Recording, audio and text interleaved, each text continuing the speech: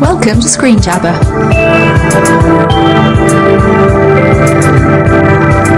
You've worked on some pretty amazing films over the years. I mean, just for listeners, you've worked on Back to the Future 2. So did you create the trainers? Unfortunately not. Wish I had. No, it was Nike. They produced that in their University of whatever it's called over there somewhere. AKA Asian Special. I was there when he used it. So I went out to see a bit of film and it was pretty amazing. I know it was only a little button thing and they went on their own, but it was fantastic going to see all the gear we made on set. And you've also worked on, I mean, you've worked with Spielberg, you've worked on Saving Private Ryan. So what did you do on Saving Private Ryan?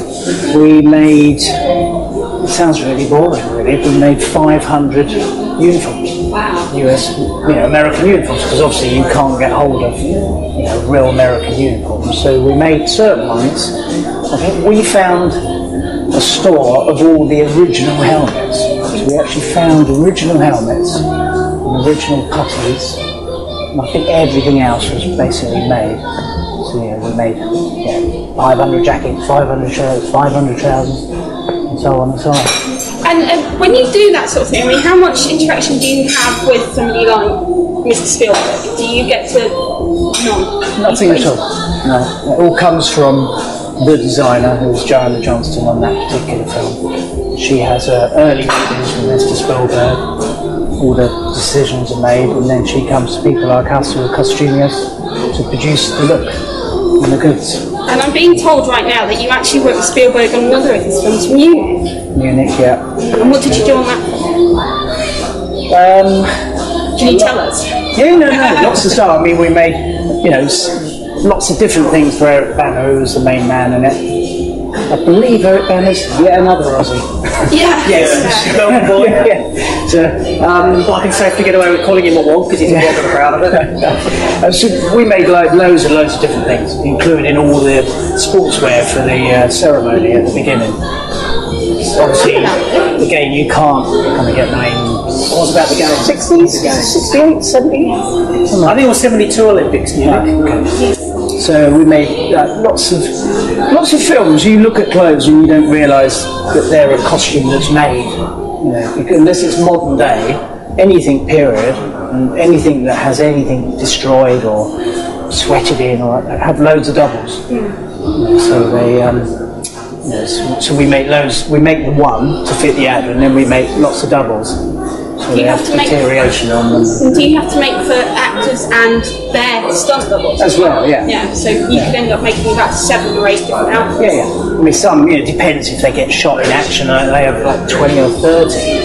Braveheart was another big one. We made loads and loads of doubles for Mel Gibson because obviously he gets pretty roughed up in that film. You also worked on Gladiator, didn't you? You created the costume. No, Gladiator I didn't do. No. Unfortunately, but you did do Robin Hood. Did do Robin Hood. Can you please tell me which part of Nottingham he was from?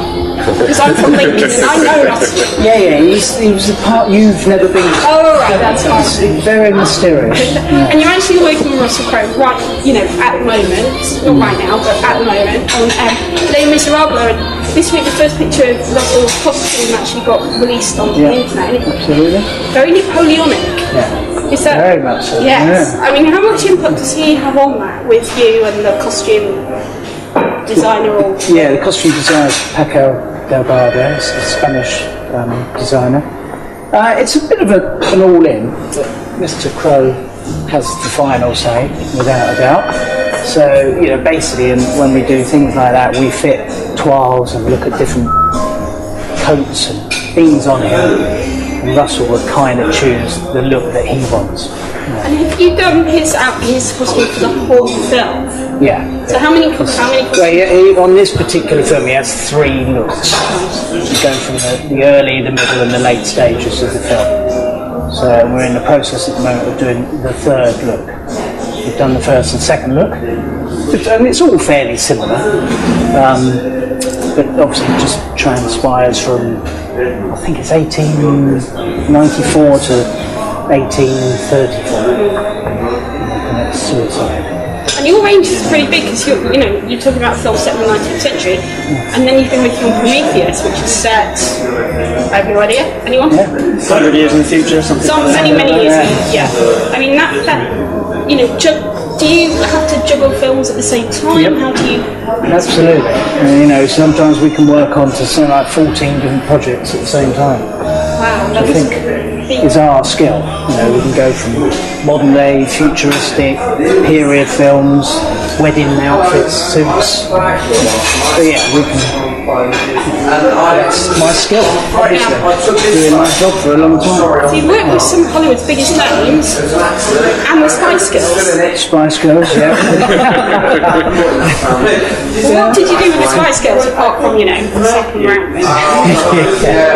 Actually, the Spice Girls were really interesting for us because that was our first kind of big music thing. We didn't do the film, we didn't do the famous English flag dress for Jerry. But after the film, we done their first tour. That's when they really got big. And then for 4 years, we made everything they ever wore.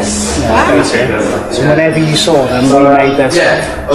And they never wore it twice. You did well to avoid the film. That's it, yeah. I still haven't seen it. Weirdly enough, the first time I started fitting them, there was a little bloke over in the corner. Now Posh said, come and meet David. So, that's the first time I met David Beckham, who was, really modest and very quiet in the corner, just letting us get on with our work. I suppose the nice thing with Spice Girls is there wasn't a lot of material needed. It was so tiny. You'll be surprised, actually. No, there was a huge amount of outfits made for their first ever tour. So where do you get inspiration from? If you're making these things with them, how do you sort of have to sit down and talk to them, or as much as you can with Spice Girls? It's a bit of that, yeah, but mainly that all comes in the fitting. You find interesting fabrics, but Back to the Future 2 was much better because we really experimented there. I'm actually pretty sure I'm the first person to do it. I pleated rubber, which I don't think anyone had done that before that. And we metallised everything, from leather caps to knives and forks, just everything. It was a brilliant experimental film. How do you get your head around that? You talk about a costume designer or director. This is what we're doing this film, it's set then, it's 20 years in the future. Yeah, we've gone past it. Yeah. But where do you start? Well, actually, what was fantastic on that film, Joanna Johnson's the costume designer, I was obviously the costumier, and we had a guy called Simon. I can't actually remember his second name, he was just a young kid, and he was a speed drawer. It was absolutely amazing. As we were bantering ideas, he'd be drawing it for us, so we could go, no, that doesn't really work. So I think the best costume in it for us, but no one would have seen it, it was just an extra, was Chinese lantern trousers. And it was one of the most difficult things ever to make. I know when we saw them, everyone would think, it was quite easy, but I had about 6 different makers and cutters trying to work it out. It was fantastic. So they all collapsed up as we sat down. It's a very difficult feat of art to do on something you wear. So good for summer and winter. Absolutely, yeah. Shorts and long trousers in one go. Have you spent a lot of time on film sets? No, I hardly spend any time at all. It's all in the studio making, experimenting, trying to get new things if it's futuristic or... So the actors come to you for fittings? The actors come to us or I go off to fit them. Russell, I think, and Robin Hood, I was all over the country fitting him. Much like his accent. For hours, yeah. No, it really was. I think I worked on it for about 8 months. And there was fittings, 20, 30 fittings. Has Russell requested that you work with him now on Les Mis, that you're working with him again? If only. No, he didn't actually. I chased the film up because I'd worked with him before. Yes. But actually, it seemed to be like a nice mutual consent when we met again. So. And are you working on anything else at the moment that we might be talking about quite soon? Yeah, well, we're doing a kind of tour of someone quite famous, but we're supposedly not meant to mention her. So that's really, singer, and I'm sure you'll see some of the outfits soon. So that's a really good thing. Are we talking Kylie? No, there's another very big star about to tour in the UK. Very, like, the biggest female star in the world. Yeah. Is it Sonia? I think so. Yeah, that's it, exactly. I was trying to think. She does a bit of acting, and she might, if it's who I think it is, she's tried direction recently as well. Oh, Madonna? No. Oh, right, well, I'm completely on the wrong track there. I am about to work on a great museum, which is a great love of mine anyways, is a new Bond exhibition. It's 50 years of Bond. Yes. Oh, at the Barbican. Going at the Barbican, Yeah, really looking forward so to I'm that. in charge of, it's actually amazing. I had Halle Berry's bikini in my hands and stuff like that. It's just brilliant. Went to the stores to grab out all the stuff, even Sean Connery's stuff still there. It's brilliant. Is his pale blue jumpsuit from Goldfinger, is that on display? I tell you, we all wished it was. Oh, I'd love to see that. Yeah, we'd love to have things like that on display. Do you know when that's open? It's the end of June? Yeah, July? June, July, I Yeah. think. Yeah. Yeah. No, that'd be fab. I'm organising all the mannequins, and with Lindy Hemmings is creating it. We're doing all the mannequins and all the clothes. Yeah, it's brilliant. I'm really looking forward to that. Yeah, me too. I was just wondering with Les Mis, how much influence you've taken from the stage show, whether you've seen it, whether you've been in I've not contact seen with it. them. I've made stuff for the stage show, but I've never seen it. But no, this is definitely Russell's. So you're trying to be quite independent. Yeah, I mean, it's, we've looked up the history, and Russell does shitloads of history when he's working on something, and he's actually a great actor to work with because he knows exactly what he wants. So there's no fussing. He'll put it on. He likes it. That's it. End of story. Yeah. Right. There's no kind of artisan who actually been thinking about that and might change this. Can't wish for any better for me as a costumier. You put something on, the actor loves it. That's it. Bang out the rest of the copies for him. So that's good. But definitely, it's obviously him and Packer who design it. We do whatever they want, basically. So who's your favourite actor you've worked with over the years? What was the It's a easiest little to glint work in his with? eye right now.